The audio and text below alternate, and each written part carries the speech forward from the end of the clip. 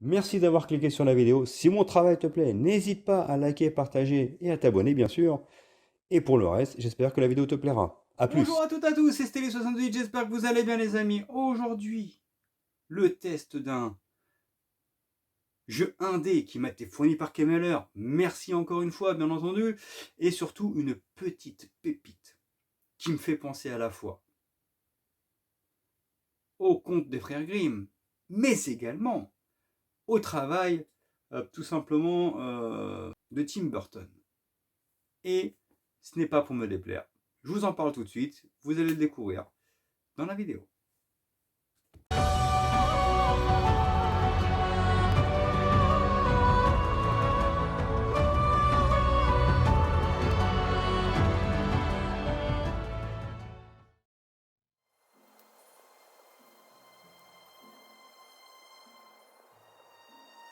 Oh, look at those lovely cheeks and those eyes.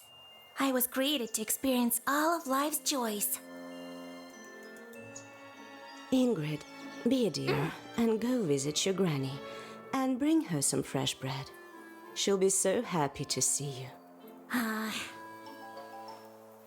Fine, give it here. There better be pancakes on the table when I get back. Alors ce Creepy Tale Ingrid Penance, franchement les gars, je kiffe. Ce jeu a une vraie patte artistique déjà. On a l'impression d'être à la fois dans les mondes des frères Grimm, mais à la fois dans un univers à la Tim Burton. Il est extrêmement intéressant. Le seul souci, si je puis dire, alors est-ce que d'ici là il y aura une mise à jour? Parce que sachez que c'est le 3e épisode de cette saga, et les 2 premiers épisodes avaient eu plus tard des traductions en français. Bon, après c'est pas gênant pour finir l'aventure, on va être honnête. On comprend quand même ce qui se passe, il y a un humour qui est plutôt bon, il suffit de prendre son temps de lire. Mais le jeu est uniquement, et j'ai trouvé ça bizarre, en anglais. Il y a l'allemand, il y a l'espagnol, il y a le chinois, coréen, japonais, anglais bien entendu, et il n'y a pas le français. Bon, il n'y a même pas italien. S'il aurait été en italien, moi j'aurais joué en italien, mais non, bon, espagnol, bon c'est pas grave. Mais bon après, le jeu n'est pas si compliqué que ça à comprendre. En gros, on a une gamine qui est un peu pourri gâtée et qui se retrouve en enfer, d'accord? Et ce jeu, c'est vrai que quand je vous dis qu'il parle à la fois, il fait penser à la fois à l'univers des frères Grimm et à Tim Burton, c'est qu'on a l'impression en fait de revivre tous les contes de notre enfance. Un peu le petit chaperon rouge, vous voyez ce que je veux dire? Tous ces contes-là qui ont été revisités en fait dans ce jeu. Et donc cette gamine arrive en enfer et il faut qu'elle fasse certaines quêtes pour avancer et afin de descendre le plus possible, afin de finir le jeu. Et c'est vrai que c'est très intéressant parce que le jeu en fait en soi, je vous dis, il a une très belle patte artistique, il a un humour omniprésent qui est vraiment bien fait, il est tout mignon, il est très agréable, la musique colle bien à l'ambiance, bien entendu. Et de plus, des énigmes sont très pertinentes parce qu'on avance de gauche à droite, donc on ramasse tel objet qu'il faut mettre à tel endroit pour pouvoir déclencher un piège, pour pouvoir avancer justement et passer de chapitre en chapitre, parce que comme vous le verrez dans la vidéo, je ne sais pas si vous allez le voir, mais voilà, les chapitres 1, 2, 3, ils se terminent plus ou moins rapidement en fonction de notre manière de réussir les énigmes.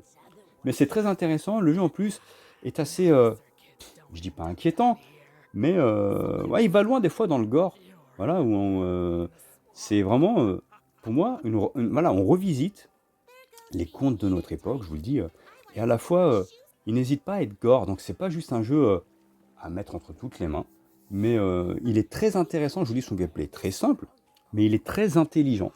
Et ce jeu, en fait, voilà, merci encore à Kemeller, à l'équipe justement de m'avoir fait confiance pour m'envoyer la clé, parce que là, de tous les jeux que j'ai eu de Kemeller, c'est vrai que j'ai eu du bon et du moins bon, ça a soufflé le chaud et le froid, et je suis quand même content parce que dans l'ensemble, j'ai quand même eu des très belles satisfactions.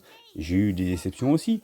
Mais ce jeu-là, j'arrive pas à le dire, bon, bref, vous avez compris. De toute façon, je suis en train de faire le test. Est extrêmement intéressant dans son gameplay. Il est kiffant. Il a une durée de vie qui n'est pas extrêmement longue. En fonction de votre manière de jouer, il peut se terminer en 3, 4 heures. Voilà, mais il est très intéressant.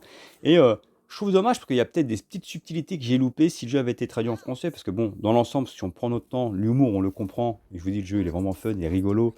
Il y a ce côté humoristique qui, tout simplement, est le miroir inversé en fait de l'univers proposé. Parce que je vous dis, c'est quand même un univers gore, c'est en enfer avec pas mal de sang, pas mal d'eau, en fait, de cadavres, on va dire.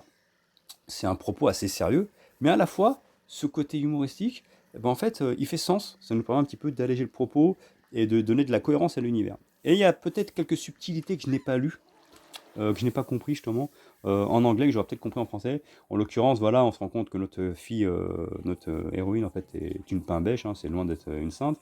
Et en fait, à un moment donné, on arrive devant comme une fontaine, et on a une main gauche, une main droite. Et en fait, à gauche, ce sont les péchés, et à droite, ce sont les bonnes actions. Bon, vous allez voir, moi je suis à 7-0, c'est-à-dire que ma gamine n'a fait que des péchés, elle n'a jamais fait aucune bonne action. Donc c'est vrai que c'est rigolo. En fait, le but est d'essayer justement de d'avancer et puis peut-être de changer, je sais pas, de prendre sur soi, de se rendre compte en fait de sa méchanceté. Et le jeu, c'est pour ça, je sais, je n'ai fait qu'une fin, mais je sais qu'il a deux fins différentes en fonction de votre manière de jouer. Soit notre héroïne commence à être plus gentille, plus douce et essaie de faire les choses de la bonne façon, soit en fait elle continue à être la pain-bêche qu'elle est, très égoïste, à ne penser qu'à elle, à aimer faire le mal à droite et à gauche. Et en fait, on aura une fin qui sera différente de l'autre. Donc le jeu est amené à être fait. En tout cas, il est très intéressant. J'ai énormément aimé l'univers, le côté graphique et le propos très intelligent. Voilà. Bon, je n'avais jamais fait les deux premiers. Je me suis par la suite que j'ai su qu'en fait c'était le troisième épisode d'une saga. Mais apparemment, il n'y a pas besoin de faire les deux autres pour faire celui-ci, parce que là, c'est une héroïne à part entière. Et chaque épisode, apparemment, nous permet de manier un héros à part entière. Donc en fait, ce n'est pas problématique pour pouvoir faire les jeux de manière individuelle, tout simplement. En tout cas, ce jeu est vraiment très bon, vraiment excellent. Que ce soit dans son gameplay, je vous le dis, enfin son gameplay est simple, mais dans son atmosphère, voilà. On est pris dedans, je kiffe. Voilà tout. Donc c'est un jeu qui mérite selon moi, et je remercie encore Kemeler de m'avoir fourni la clé, facilement 17/20, parce que c'est une pépite. C'est une pépite, faites-le, vous allez voir, c'est un régal. Et si la mise à jour arrive plus tard, ce sera encore la cerise sur le gâteau, et ça me permettra peut-être moi de le refaire, en essayant de faire l'autre fin pour le coup. Voilà tout. J'espère que ça vous a plu. Likez, partagez, abonnez-vous. Ciao, ciao.